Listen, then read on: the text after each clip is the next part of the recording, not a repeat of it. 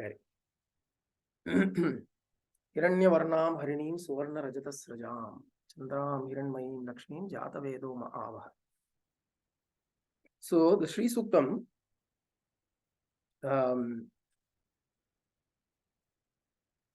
first the context is that it is a, so let's look at the context. Okay. The context is that it is a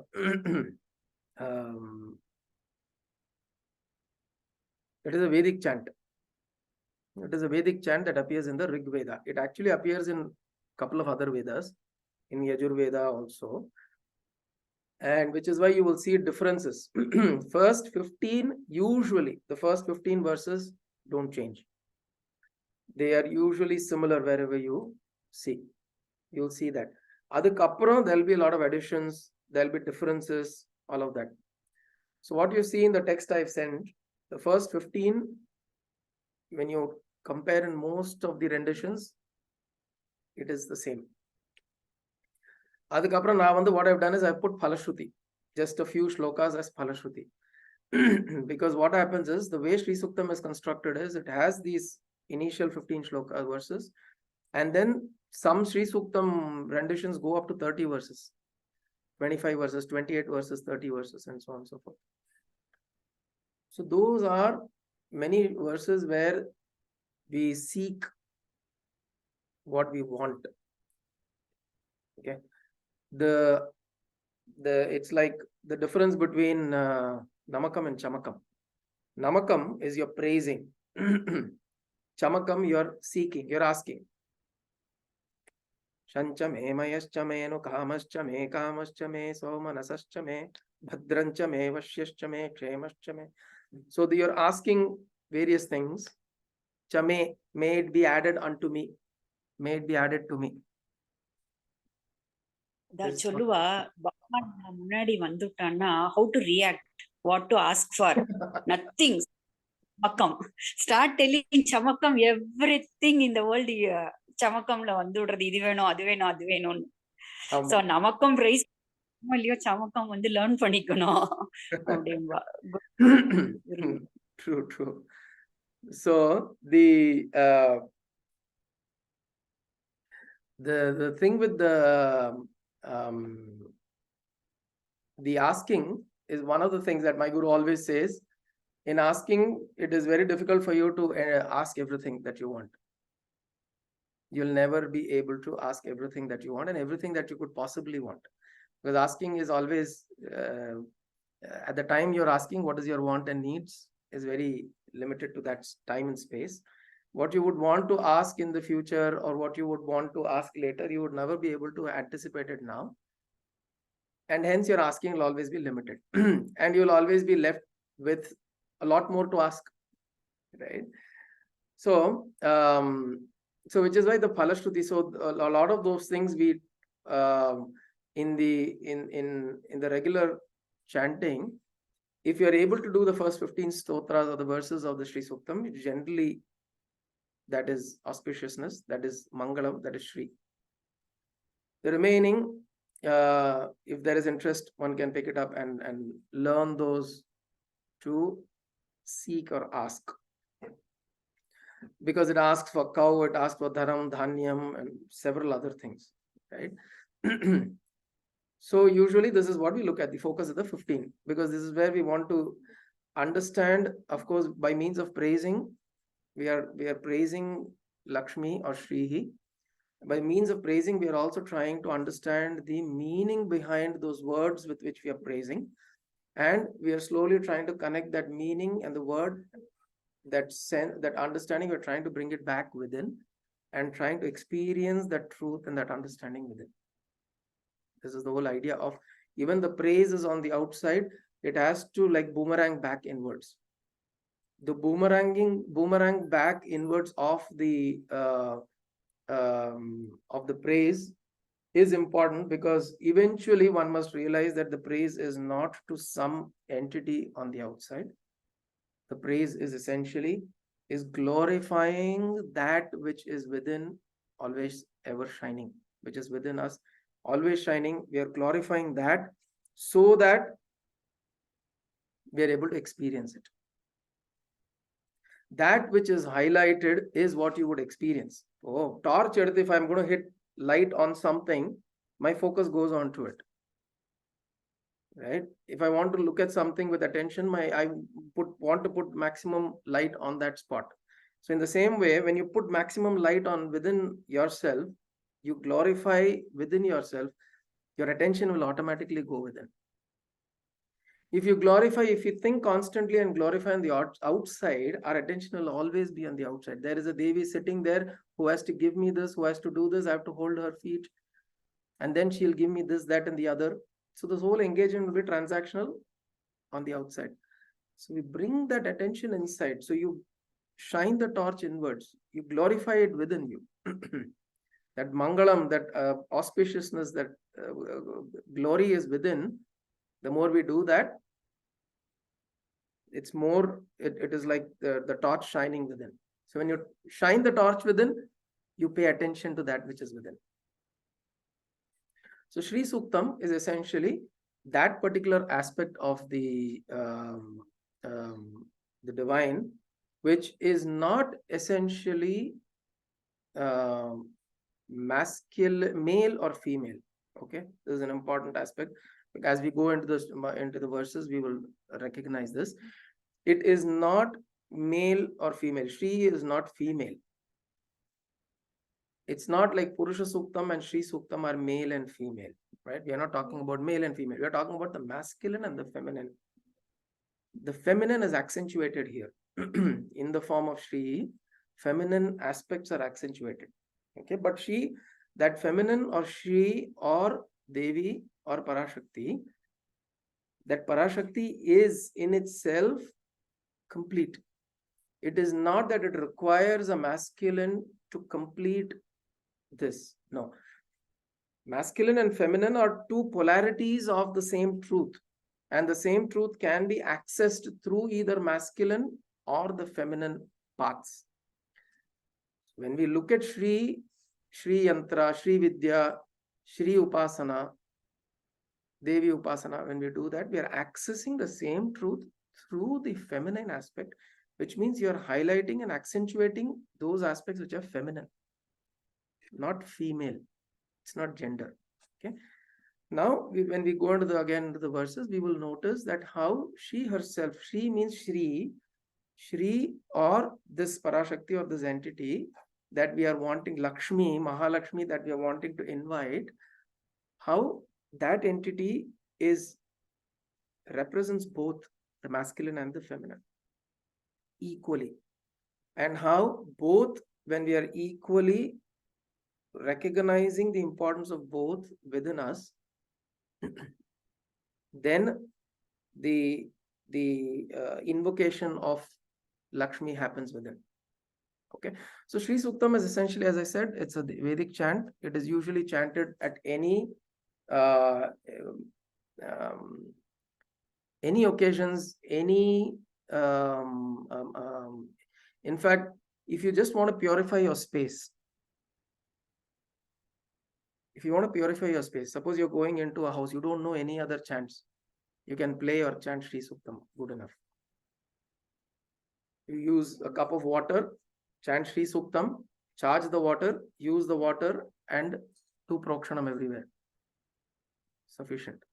It has the ability to purify. Alakshmihi nashayam yaham. There will be a line that says, remove Alakshmi, remove the inauspiciousness. So all that will go away. So Sri Suktam has that ability, and the chant itself, because it's Vedic in nature, the sounds are very potent. Okay. Now let's go into the first verse. Hiranyavarnam harinim suvarna rajatasrajam chandram hiranmayim lakshmim jata vedo ma'avaha. Hiranyavarnam harinim. Hiranyavarnam. She is in the color of gold, golden color. Harinim, like a female deer. Suvarna rajata srajam.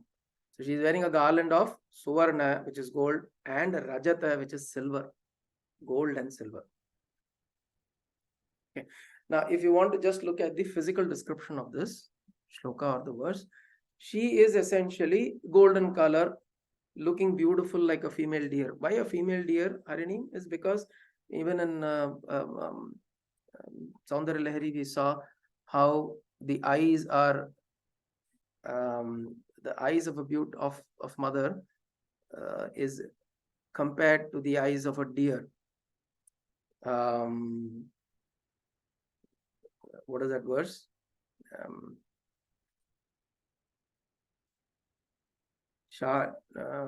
Mrugashalini. No. Not able to recall that. So there is a verse where Vanaharina Shalina Nayana. Vanaharina Shalina Nayanaha. Correct. Thank you. Vanaharina Shalina Nayanaha. So eyes, beautiful eyes like that of a forest deer. So there is a beauty to that. There is a poet. I mean, it's a poetic, metaphorical representation to show that beauty is in when one's eyes are like the eyes of a deer, then that person looks beautiful. Okay. So she is golden color, having beautiful eyes, and she's like that female deer. She's wearing a garland of Suvarna Rajata, gold and silver, a garland. Now, this is the physical description. So we can just visualize Devi like that and meditate upon that form, the Saguna aspect. But what does it really mean? What does it really mean? What we are trying to, and the next line is Chandram Hiranmayim Lakshmi Jatavedo Ma'avaha. So this particular verse is invoking Lakshmi, Ma'avaha. Come to me, come for me, come into me. I invoke you. Avaha, Avahanam. To do Avahanam is to invoke. Saying Chandram Hiranmayim Lakshmi, this Lakshmi who is born out of Jataveda. O Jataveda, or O Jatavedas, O one who is born out of the fire, I am beseeching you, I am pleading you. So may this Lakshmi come to me, come into me. So invocation means what? Invocation means you are trying to. Invocation, is it somebody coming from the outside into you? It's not possessing, right? It is not possession. It's not like a spirit is going to come and possess you. Suddenly, Devi somewhere is going to come and then going to start shaking up. That is not invocation. That is provocation. You provoked some unwanted spirit somewhere. So, invocation in this context means you are invoking it from within you. Chidagnikunda Sambhuta Devakari Samudhyata. Chidagnikunda Sambhuta. You are invoking that principle from within you. And what is this principle? Hiranyavarnam Harinim Suvarna. So this whole, all of these are adjectives to Lakshmi. Hiranyavarnam Harinim Suvarna Rajatasrajam Chandram Hiranmayim Lakshmim. So to that Lakshmi, Jatavedo Ma'avaha. O Jatavedas, O fire. Jatavedas is essentially the one that is born out of Vedas, is fire, Agni. Agni is known to be born out of the fire. So you're praying to that, and Agni in Chidagni Kunda Sambhu. Sorry, ma. Okay. Hariom, Hariom, Hariom. So Chidagni Kunda Sambhuta is essentially you are invoking that fire from within the Kunda within us. The pit, the fire pit is within us. You're invoking from there. Who are you invoking? Lakshmi. And what is Lakshmi? Lakshmi is this auspiciousness. And how do you experience this auspiciousness? Suvarna Rajata. And gold and silver. Now, gold and silver are very beautifully described here as gold as Surya, silver as Chandra. Gold as fire, tapas, silver as water, the element of water. One is Pingala, the other is Ida. சுத்தி சுத்தி அங்கதான் வரும். Everything you will notice, if we are able to pay sufficient attention, it will be a process that is happening within, and all of these things are trying to bring us within only. Now, what is any different Sri Suktam versus Purusha Suktam? Why can't I get the same effect from Purusha Suktam which I can't get from Sri Suktam? You can, but it's not the same experience, it's not the same bhava that you are in all the time, right? The bhava that you carry within you is different at different times. Sometimes you feel gentle, tender. Sometimes you feel strong, vairagyam. Sometimes you feel you want to go and do something, you want to achieve, you want to go out there, you want to act in the world. Sometimes you feel, why just be silent and quiet, do nothing. These are different bhavas within us. So which is why each of these have been offered to us as different, because these are all different expositions, come from different rishis in different states of their consciousness. Okay?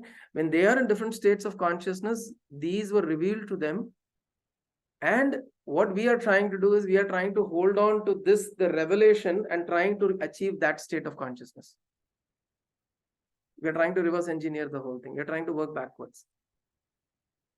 And how? Because two things. One is the sound itself has an impact. Sound has value. And the second thing is the meaning also. When you absorb the meaning, then we meditate upon the meaning. So the sound and the meaning go together. It will help us to take us slowly into that state of consciousness from where this came, from where these namas and these mantras and these suktams came. Right? So Hiranyavarnam Harinim. Hiranyavarnam, she's golden in color. Harinim, she is beautiful like a female deer. Harinim also means that one who steals away negativities from you, steals away. Harati, the one who steals away. Hari is also one way of saying Hari, Harihi, Harati iti Harihi. Yaha Harati, the one who steals away is Hari, Vishnu. In the same way, Harinim also in this context is one who steals away. Just by her look, by her kataksha, just by her look, she can steal away all that is negative in you.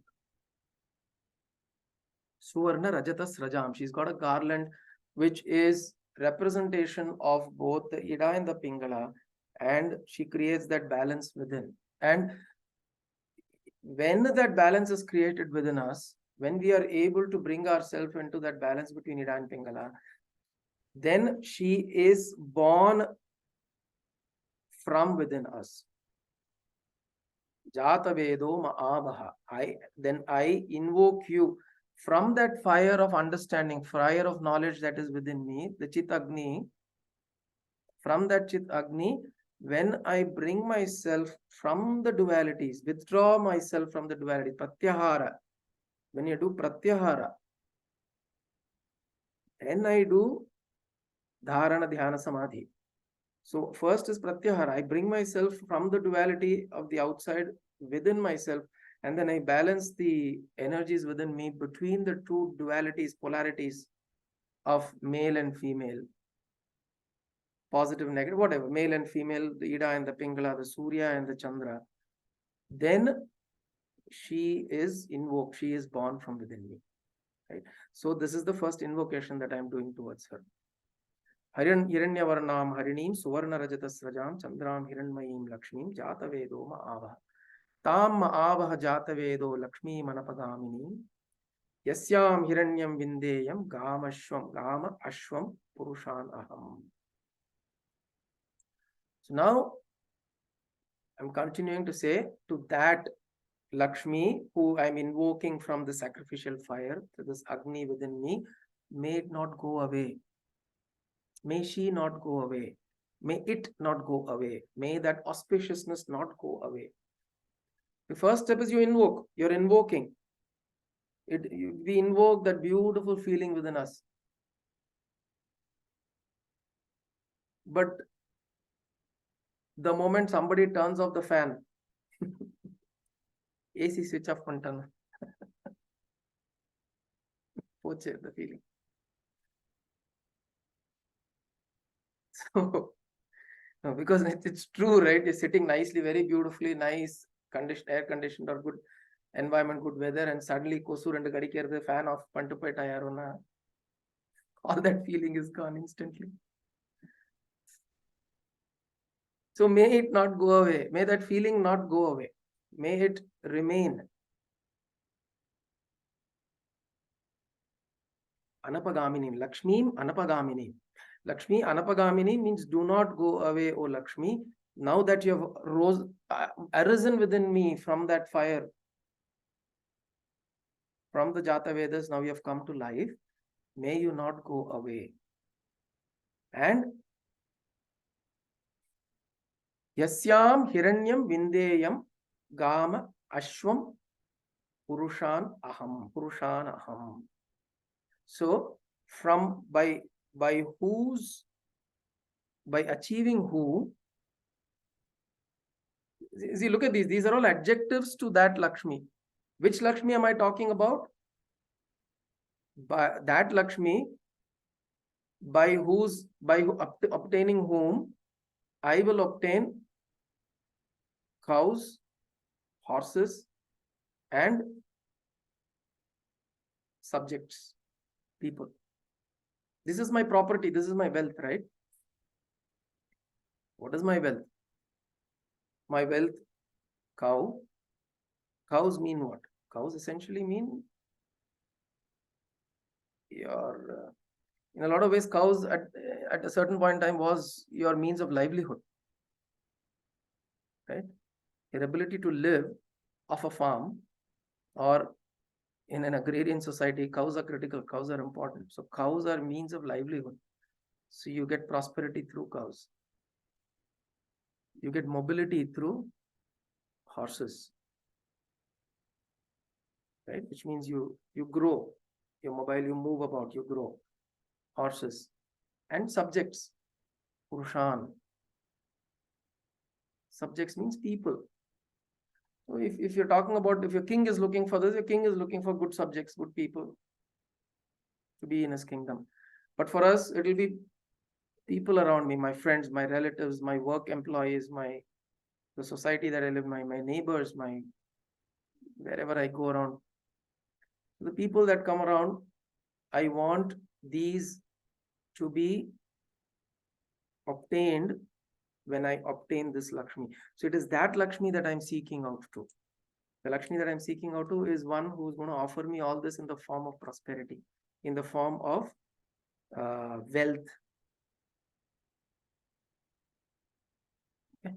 Now, why are these important? Now, one side we're talking about Ida Pingala, and then we are trying to go away from duality, and the other side I'm asking for cow, horse, and subjects and all that, right?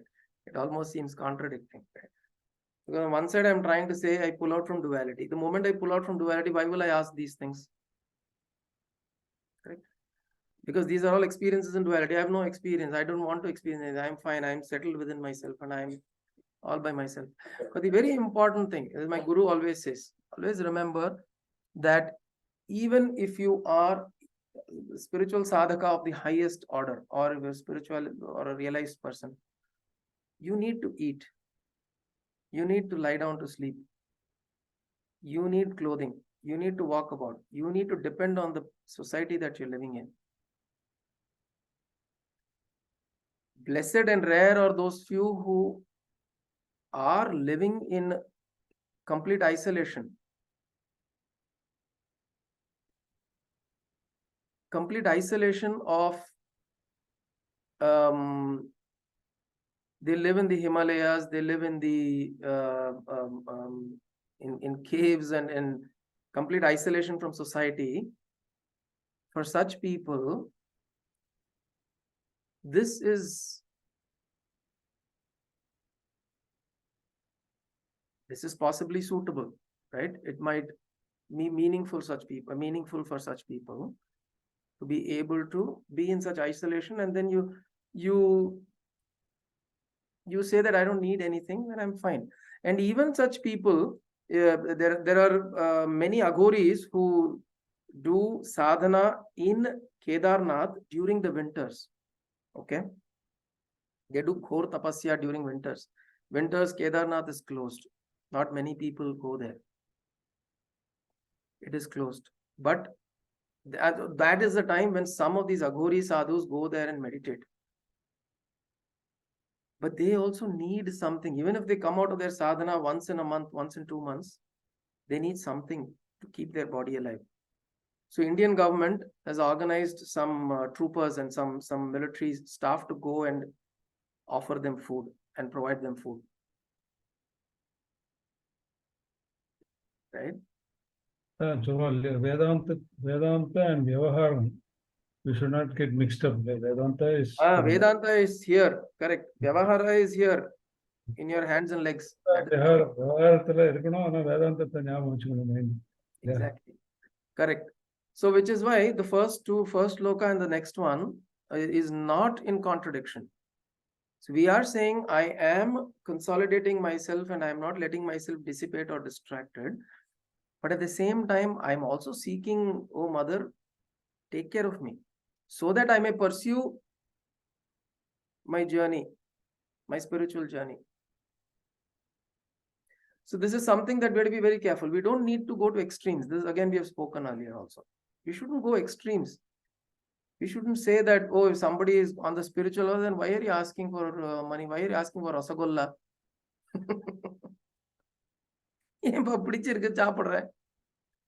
What's wrong? If you hanker behind rasagolla and you weep over it and you feel sad, somebody has eaten your rasagolla, that is the problem. Vedanta comes to your rescue there. It doesn't say that don't eat rasagolla, right? So that way, the next sloka is saying, Tam avah jata vedo Lakshmi manapagaminim. Oh Lakshmi, don't go away. And I am seeking that Lakshmi who brings me all of this, who gives me sufficient comforts and sustainability to be able to pursue on my spiritual sadhana, to be able to pursue on my in my inner development, so that I'm able to contemplate more upon you. Right? This is the second shloka. The third one is very beautiful. Ashwapurvam rathamadhyam hastinada prabodhinim Shriyan Devi Mupahvaye Shrirma Devi Jushatam. Ashwapurvam Rathamadhyam. Horses are in the front, Ratha is behind.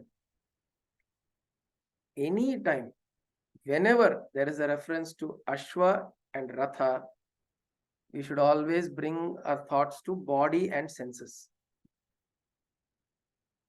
Okay, always. This is the meaning we should derive. Otherwise, these things don't make sense.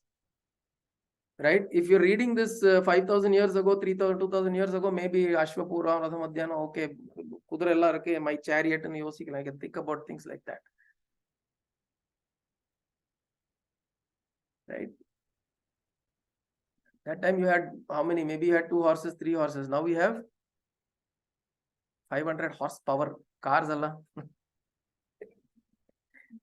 Cars run on 500 horsepower. They run on horsepower. இங்க இதுல நீங்க வந்தப்ப நீங்க வெளியில பார்த்திருப்பீங்க கிருஷ்ணனும் குதிரையும் மட்டும்தான் அர்ஜுனன் இருக்காது. அர்ஜுனன் இல்ல. So Krishna says when you come inside you need to control your senses. Exactly, correct. So in the whole engagement here is saying Ashwapurvam Rathamadhyam Hastinada Prabodhinim. It's a very beautiful line. What it says is, when our senses are on the outside and my Ratha, the body, is in the Madhya, then in this and what I do right now, I'm letting these Ashwa run out in the front. Correct? This Ashwa, so the senses are running out and my body is following the senses. When I pull that back, what do I hear? Is Hastinada Prabodhini. Hastinada. Hasti is elephant. The sounds of the elephant here essentially represent the sound, the sound of Om.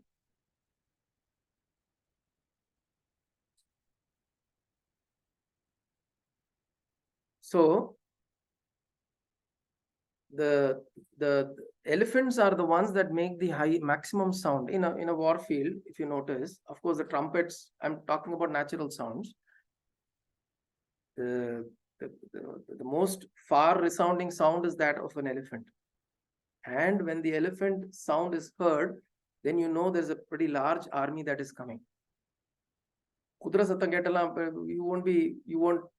it won't give you any sense of that grandeur sense. It doesn't come with the neighing of a horse. It's usually the Prabodhinim is a grand uproar. And the thing with when you look at a lion's roar, it wouldn't travel too far because it's a very bass sound, right? It wouldn't travel too far. But the Hastinada, which is the elephant sound, the trumpet is so loud and actually can travel really far. And so what in this mantra he's saying is, when all the Ashwa, that is Purva, in the front, you withdraw them, Ratha Madhyam, you bring them into yourself, which is the Ratha in the center. What you hear is Om, the sound of Om. Hastinada Prabodhinim. And then when you hear that, that sound is awakened within you. That sound is awakened within you. Okay? So like in the first shloka we said, when you pull everything in, the Jata Veda Chidagni Kunda has risen. So in the form of fire and in the form of sound, there is awakening. Which means you will actually feel it. It's something that you feel in your body. You'll feel there's a certain generation of certain heat. And this heat is not a restless heat. There is a heat when you generate, when you're running around, or when you're restless, or when you're fatigued, or when you're excited or anxious or tensed. There is a fire, right? But this fire is not that. This is a very calm and peaceful fire. You'll experience this. Actually, when you're seated in a place for a long time, you will experience this fire. When you're able to withdraw yourself within, you'll experience this fire. In a way, it's the Chitagni that is getting awakened, and the sound that you hear within is the sound of Om, Hastinada. Sound of Pranava. Actually, Ganesha is Pranava Swarupa. Right? Ganesha is Pranava Swarupa. He is the symbol of Om. And so, this is what we hear within. We hear this sound of Om. And Shriyan Devi Mupahvaye Shri Irma Devi Jushatam. So, Shriyam Devi Mupahvaye. So, I invite this Devi. When I am in this state within me, I invite this Devi, Shri Irma. So, may there be prosperity within me. And may this Lakshmi be pleased. So, in the first verse, may the Lakshmi come into me. In the second verse, may the Lakshmi not go away. In the third verse, now she is not going away. Let she be continue to be pleased. See, somebody will only stay on, there is only, they're pleased. To hold somebody, you got to make sure that they're comfortable, they're okay. So what you're feeding them with, what you're feeding this Lakshmi with, you're feeding her with, not with Chundal and Panagam. You're feeding her with withdrawal of your senses. You're feeding her with this, the Agni that you're invoking from within. You're feeding her with this Nada, the sound of Om from within. You're feeding her all this. That is making her pleased. And so she's able to be with you. Shriyan Devi Mupahvaye. And Shri is what? Shri. Shrihi means auspiciousness, Mangalam. Which means the whole feeling of auspiciousness rises within, which means Shri is there. Irrespective of the situation outside, irrespective of the condition outside, that auspiciousness, sense of auspiciousness and blessedness, when we feel that within us, it means Shri is there. Irrespective of what somebody tells me, you wretched fellow, if I feel super within me, Shri is there. Because it's good to know why he's saying that and fix it if possible. But don't start feeling miserable because somebody has told you so, right? We don't give the we don't give the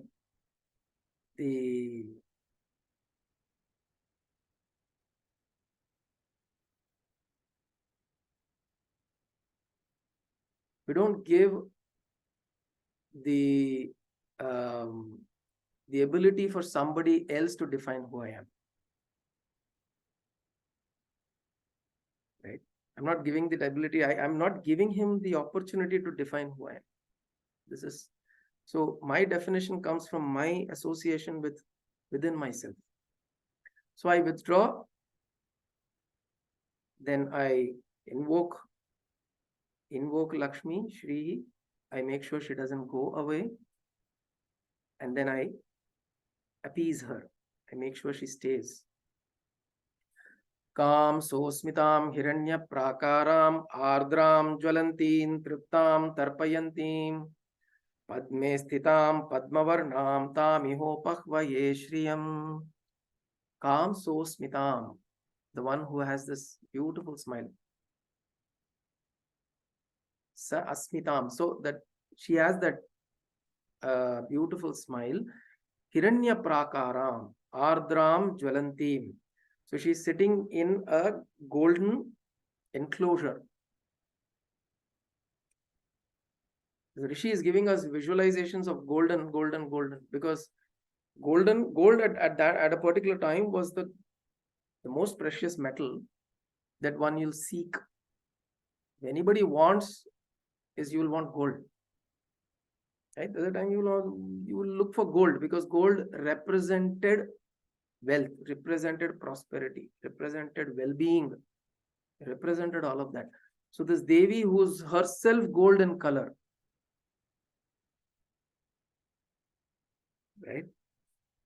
It's like not asking for give me 1 rupee gold coin, 5 rupee gold coin. No, give me a gold bar. Avdin kekar mari. Na pannikire. I'll do what I want to do. So you are now invoking that whole embodiment of prosperity and auspiciousness. So that she is in an enclosure. Ardram Jwalanti. She is, Ardram means she is gentle, tender, and she is also Jwalanti. She is also Jwala. Right? She's got both the ability to be tender, compassionate, gentle, understanding, and she's also somebody who can, she's also this Mahalakshmi, beautiful she's also Mahakali. She can be also this Jwala, Jwalantim. She can also, because she can be either, depending on what you invoke. Because both are equally there within her. Both are equally there. Now, what we invoke from that individual or that entity is our doing.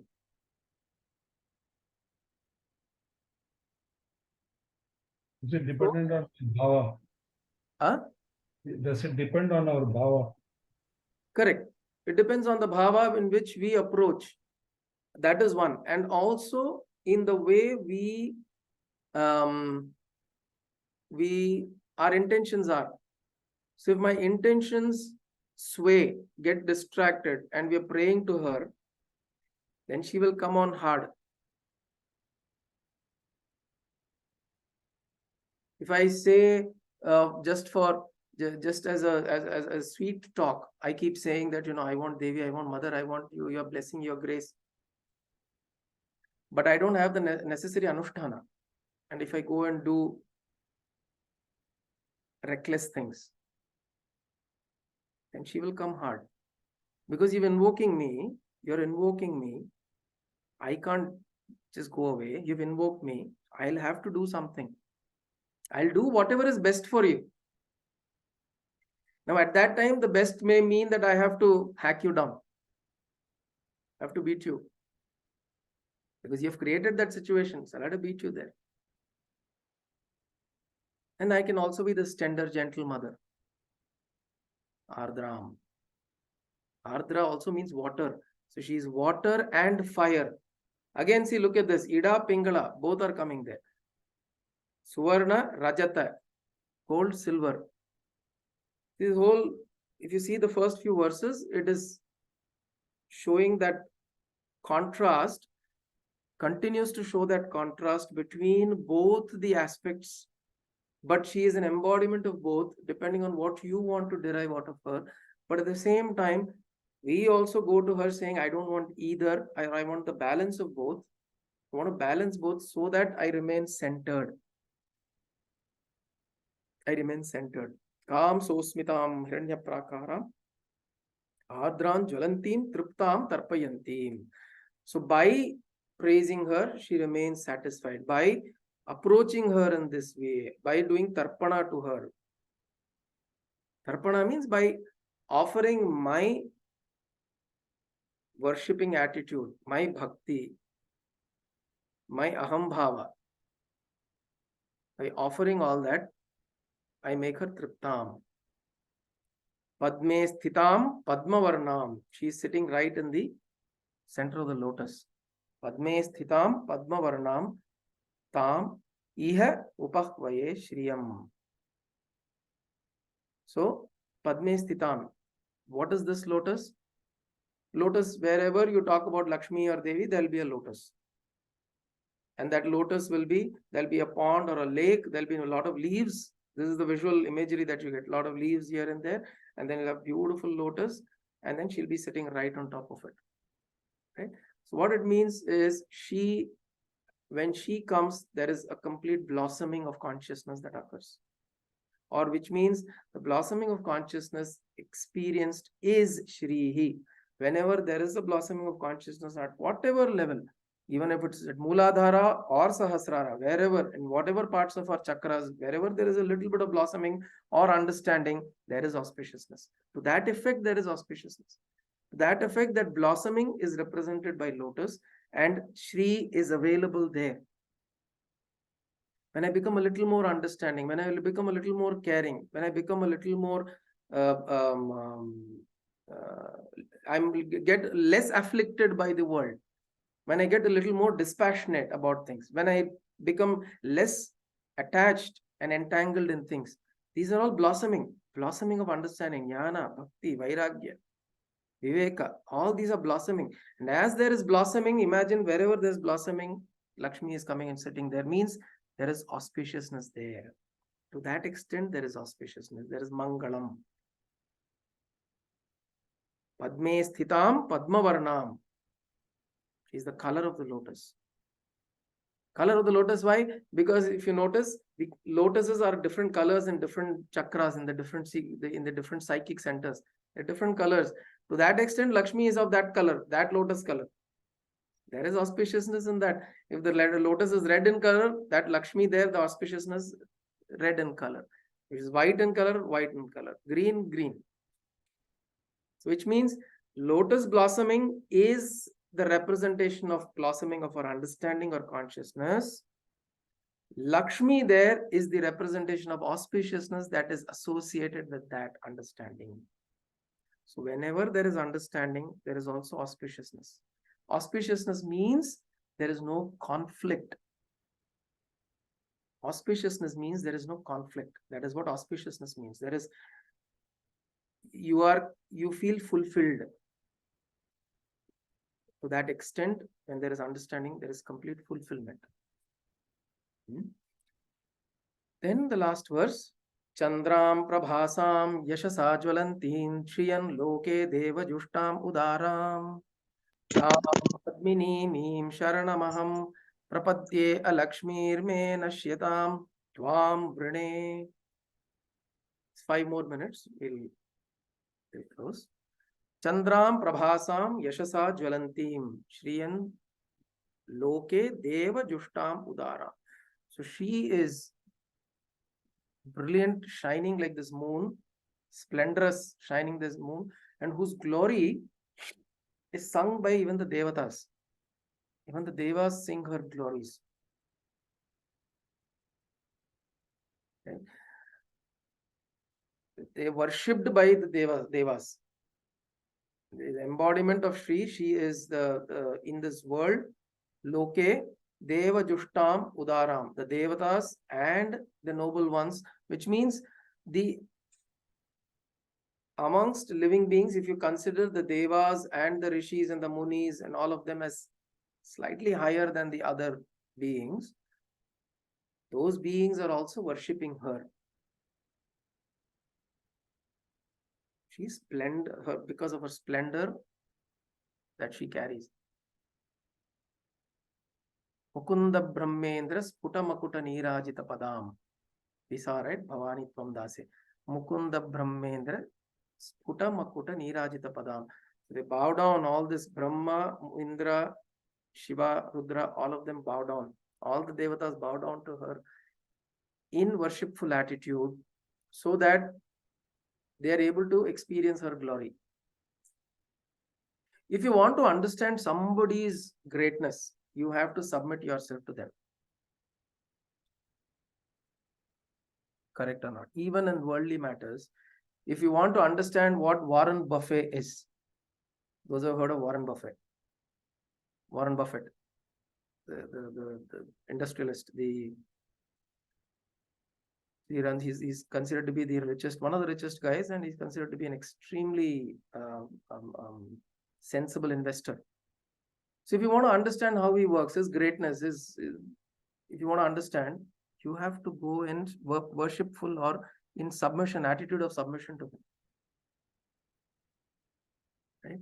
Just by having an interview with him, you will not understand who he is and entirely all that he does, the way he thinks and all that. You have to go there and you have to be like a disciple or a student or somebody who wants to learn and understand.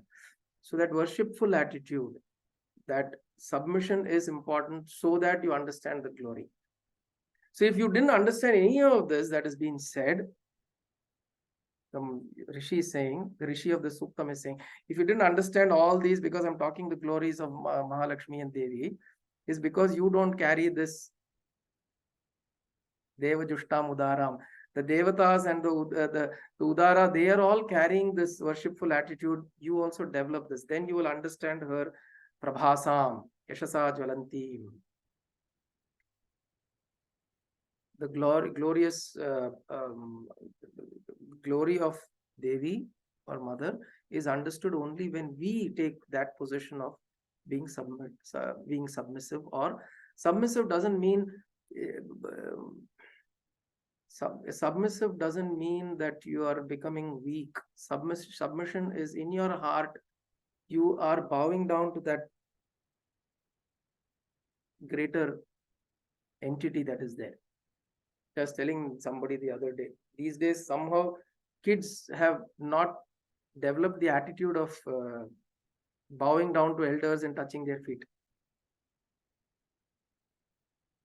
It's a very beautiful thing that we have it in our culture, but over time it's depleting. Children think, why should I touch some random uncle auntie's feet? That is an attitude that they're developing, right? But it helps them learn something about being a little humble, a little humility. You are not. The problem is we think that why are we glorifying them? Forget about glorifying the other. You are building humility within. The more we build that within, the more we become receiving of knowledge and understanding. So in that way, Deva Jushtam Udaram, if you become like Devajushtam, or you worship like them, then we will know her glory. Chandram Prabhasam Yashasa Jvalantim Shriyam Tam Padminimim Sharanamaham Prapadye. To that mother sitting in the lotus, I Prapadye, I surrender myself, I offer my Koti Namaskaras. Sharanam Prapadye, Aham Prapadye. Lakshmir me Nashyatam Tvam Vrine. Alakshmir me. Very important here. There is this avagraha here, this S kind of symbol. This avagraha is very important. We cannot just ignore that. This here in English, when it's transliterated, it appears as an apostrophe, as an apostrophe. So here it should never be read as Prapadye Lakshmi Irme Nashyatam Vrine, means destroy Lakshmi. We should never read it as Prapadye Lakshmi Irme. When if you read it together, maybe it's fine. Prapadye Lakshmi Irme Nashyatam Tvam Vrine. But if you're breaking it, please don't break it at Prapadye. And if you do break it, then say Alakshmi Irme Nashyatam Tvam Vrine.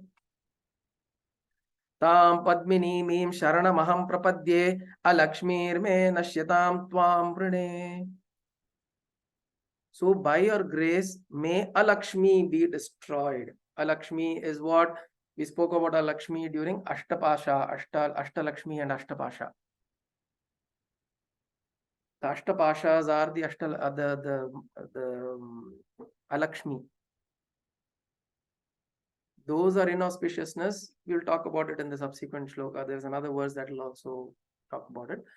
But Alakshmi is essentially all those things that bother us, that trouble us, the tensions, the worries, the anxieties, all these environmental conditions that come to disturb us constantly.